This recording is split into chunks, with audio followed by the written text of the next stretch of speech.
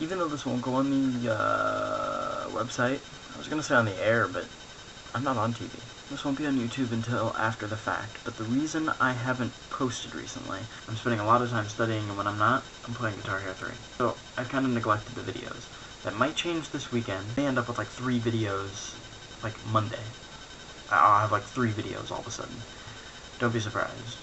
This will be part of it, so you will be surprised regardless, and this is completely useless. But at least you'll know eventually why it happened, and that it's for a good cause. Studying and Guitar Hero. Just come back if you ever want to try again. I told you once you civil. You're my best as ever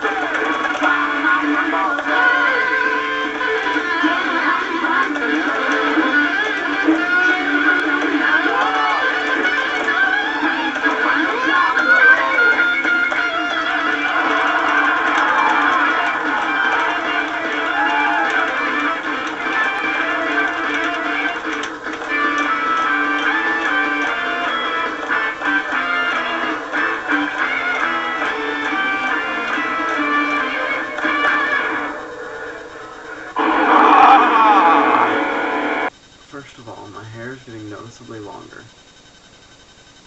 which is scary, but it's supposed to be. I'm getting it cut over Thanksgiving break, so that's like, what, 2 weeks from now? I just watched Good Night and Good Luck with Ian Noble, Tom Hogan, and Liz Esfield. Esfield? I don't know. Tom's girlfriend. Sorry, Liz. My nose is whistling. Listen.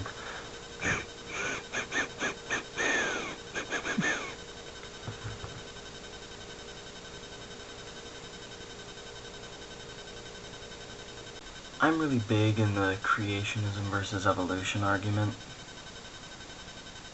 What I mean by I'm really big in it is that I care about it a lot. Not that I'm important at all in any way whatsoever in that argument. I always side with evolution, inevitably. I really want to just spell it out right now why I think that, because it's bugged the hell out of me, and I think putting it on YouTube somehow brings closure to it in my mind. We'll see. If it doesn't, I apologize for this. If it does, this was well worth the time it would take. Evolution is observation of what could happen. We know natural selection does happen. If a certain virus has an immunity to the vaccination that we use to get rid of it, that virus will survive and its genes will be passed on. That is certifiable fact. You can't refute that. As for genetic mutation causing some form of maybe adaptation to an environment, we've seen that happen. We've seen genetic mutations. Most not good.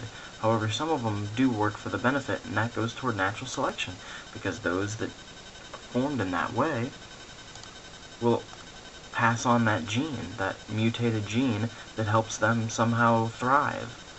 And that's a form of evolution, whether you like it or not. It's there. I never, ever will be able to say creationism is wrong, which is one of the things about it that is so irritating, and why I choose, personally, to think it's full of shit. Because you can't disprove it. There's no way you could. No matter what scientific tool you had, you could not disprove it. Which means it's faith. It's not science. Calling it intelligent design doesn't make it science. A higher power creating us in some way, shape, or form, you're talking about faith, not science. Quit poking your ass into science. Science is confusing enough as it is. If faith starts poking its ass into it, it's going to be the most confusing thing possible. Science mixed with faith, those are two very contradictory terms. You can have faith and still have faith in science. That's possible. I have this nifty, gigantic biology book right here. I'm going to look up the experiment.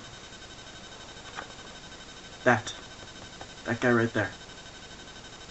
That experiment that he's doing, That is Stanley Miller's experiment, and it showed that organic molecules could have arisen on a lifeless Earth.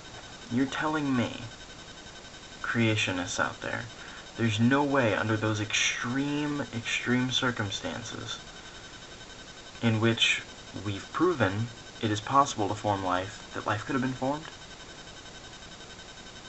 It seems plain and simple that, like, a logic step would be that that's when it happened. When all those things came together. It's not even, like, that horribly unlikely. Considering the amount of solar systems there are out there, how many stars, how many galaxies, how many solar systems within each galaxy, it's not that surprising that life was formed on one of them. The problem arises here. When I say that, people assume I'm saying, so therefore there is no God. That's one hell of a inference there. I never said that.